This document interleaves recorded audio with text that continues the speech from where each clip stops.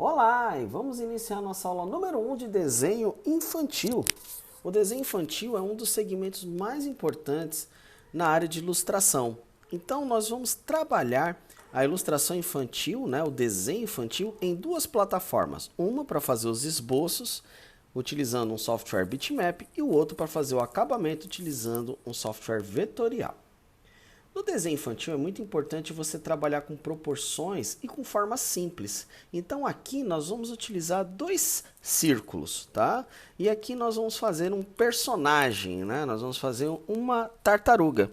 Obviamente nós vamos utilizar a Gestalt. O que significa isso? Né? Que nós vamos, por meio da síntese, fazer um personagem, né? Fazer um bichinho, no caso, né?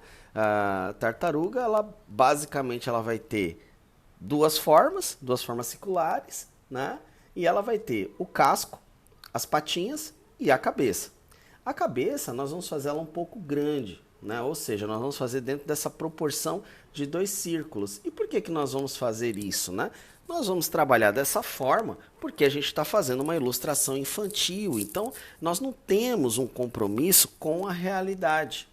Né? Então, quando a gente faz uma tartaruga com cabeção, a gente deixa ela como se fosse um filhotinho, né? Deixa ela mais simpática. Né? Então, a gente vai trabalhando essas formas. E por que nós estamos trabalhando essas formas no Krita, num software bitmap, não direto no vetorial? Porque no Krita, isso faz com que a gente possa fazer alguns desenhos, alguns ajustes, né? Pensar traços, pensar estilos. Né? Exportando, né, em JPEG o estudo, a gente vai abrir o Inkscape e importar.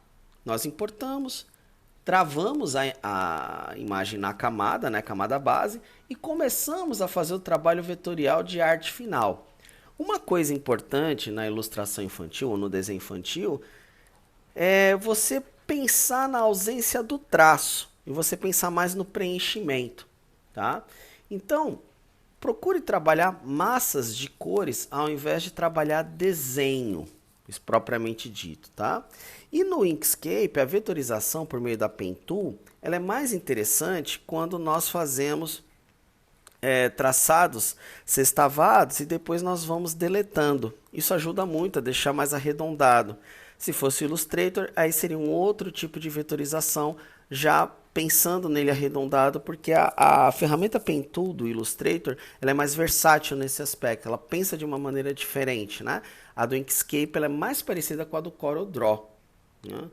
Então reparem que eu estou utilizando a ferramenta Pen Tool para fazer absolutamente toda a arte final, né, deste desenho. E aí você vai experimentando, você vai utilizando essa ferramenta e você vai pensando nas cores. Como a gente está falando de desenho infantil, a gente vai trabalhar muito a questão de cores complementares. Ou seja, se eu estou trabalhando um vermelho para o casco, seria interessante para a pele você trabalhar um azul, por exemplo. Né? Experimente. Né? Você vai vendo quais são as cores que vão ficando mais interessantes para o seu trabalho. Nesse trabalho específico, nós fizemos 3 camadas. Uma para colocar o desenho, né, o desenho base que foi feito no Krita ou poderia ter sido feito à mão. Fizemos uma camada para fazer a arte final básica, né, ou seja, as formas, as massas preliminares, né, a cabeça, o casco e as patinhas. E fizemos uma última camada chamada detalhes, para fazer os olhos, fazer a boca, né, e os detalhes do casco. Ok? Bom, pessoal, a gente já está chegando na metade desse tutorial, um tutorial rápido, né?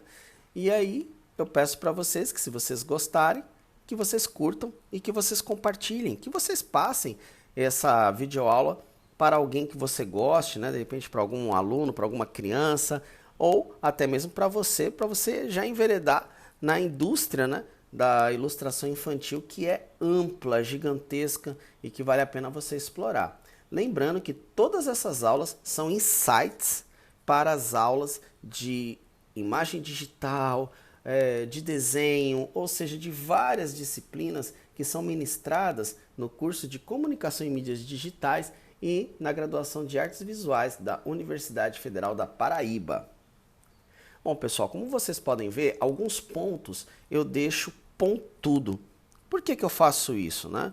Porque se eu deixar o desenho 100% arredondado, ele pode ficar muito linear, né? Então, essa ponta, no meu modo de entender, obviamente, né? Você é o ilustrador, você decide como é que você faz, ela ajuda a dar uma certa identidade no traço, né? Como quem conhece o meu trabalho aqui no canal sabe que eu faço desenhos bastante quadrados, né? Então eu gosto de manter essas marcas, mas fique à vontade para você definir o quanto você quer deixar arredondado, o quanto você quer deixar pontudo, ok? Reparem que eu baixei a opacidade das formas, né? E por que isso, né? Porque eu preciso enxergar as cores, né, nas camadas de detalhes. Então por isso que eu baixei a opacidade, mas depois a gente volta e aí nós vamos fazer os ajustes de cores. Vocês vão reparar que a imagem final ela ficou com cores um pouco diferentes do que eu fiz no tutorial. E por que que eu fiz isso, né? Porque como todo artista, tendo o nosso compromisso, é sempre de revisar os trabalhos, né? Então achei que algumas cores poderiam ser melhor ajustadas.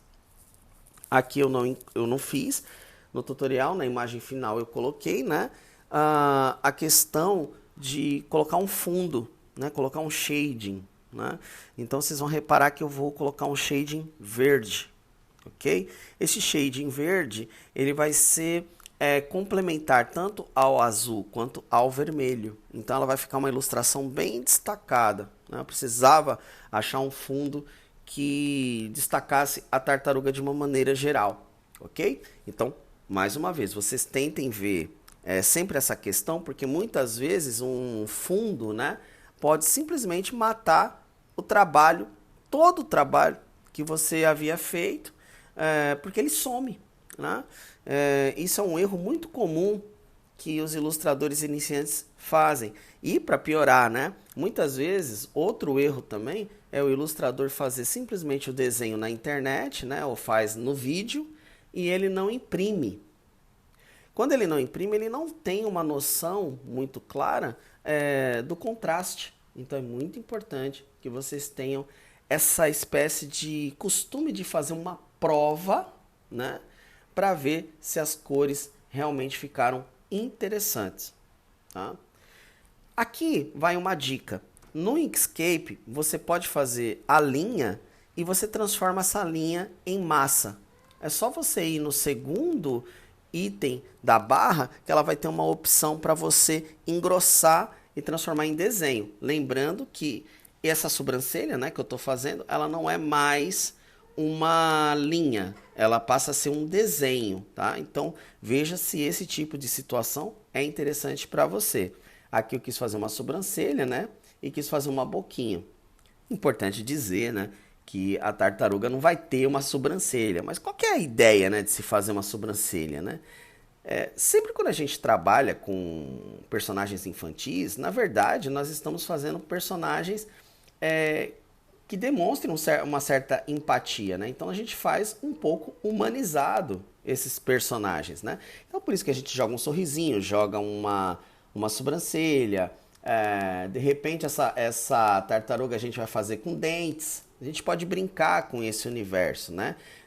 São algumas licenças poéticas que ajudam no caso da gente querer fazer, por exemplo, essa tartaruga falando, sorrindo, nervosa, enfim, uma série dessas coisas. Então não procure se limitar tanto às características apenas reais do animal, a não ser que isso seja uma demanda do cliente.